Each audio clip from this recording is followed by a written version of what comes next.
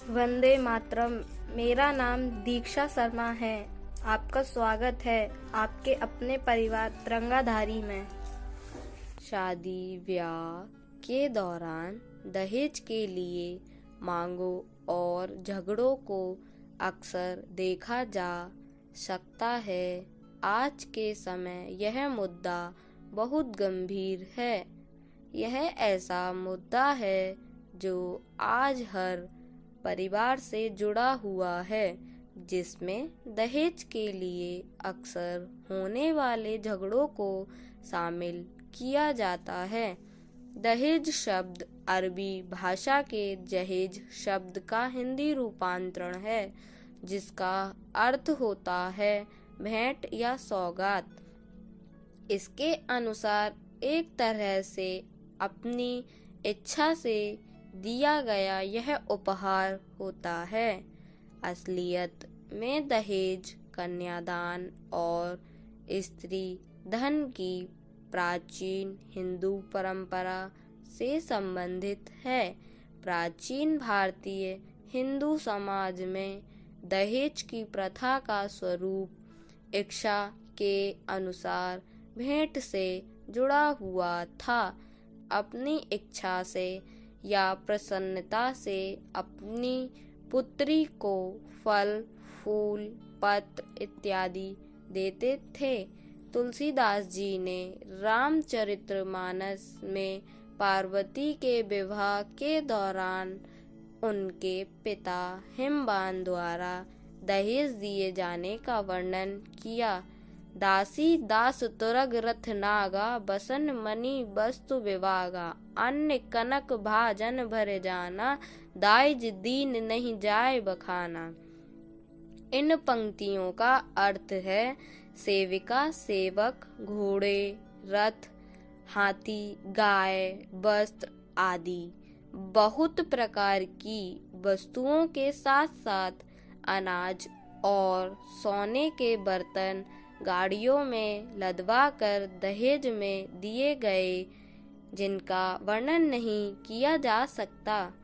लेकिन आज के समय दहेज का स्वरूप पूरी तरह से बदल चुका है। वर दूल्हे का पिता अपने पुत्र के विवाह में कन्या के पिता की सामर्थ्य, शक्ति और प्रसन्नता आदि का विचार किए बिना उनसे दहेज के नाम पर धन वसूलता है, जिसके कारण से कन्या का पिता अपने सामर्थ्य से बाहर जाकर अपना घर द्वार बेचकर अपने शेष परिवार का भविष्य अंधकार में ढकेल कर दहेज देता है। ऐसी स्थिति में दहेज लेने के बाद उनके संबंध प्रेम से कैसे बांधे हो सकते हैं। मनु द्वारा यह वर्णन किया गया है, कन्या प्रदानम स्वाच्छांदासुरो धर्म उच्चयेत। इस प्रकार यहाँ कन्या पक्ष द्वारा वर पक्ष को धन आदि दिया जाना दानव धर्म बतलाया गया है।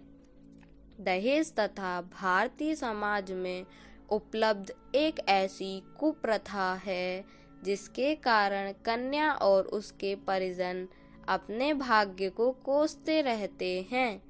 माता पिता द्वारा दहेज के लिए धनराशि ना झूठ पाने के कारण ना जाने कितनी कन्याओं को अविवाहित ही जीवन बिताना पड़ता है और कितनी ही कन्याएं अयोग्य या अपने से दुगनी उम्र वाले पुरुषों के साथ विवाह में बांध दी जाती हैं।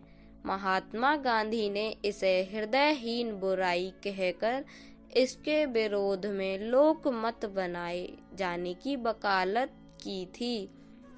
पंडित नेहरू ने भी इसको प्रथा का खुलकर विरोध किया।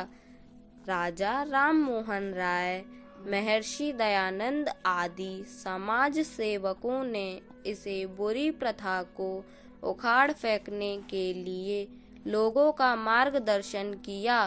भारत में दहेज निषेधाज्ञा अधिनियम 1961 और घरेलू हिंसा अधिनियम 2005 के लागू होने के कारण दहेज न लेने अथवा कम दहेज लेने के कारण कई बहुओं को मार दिया जाता है।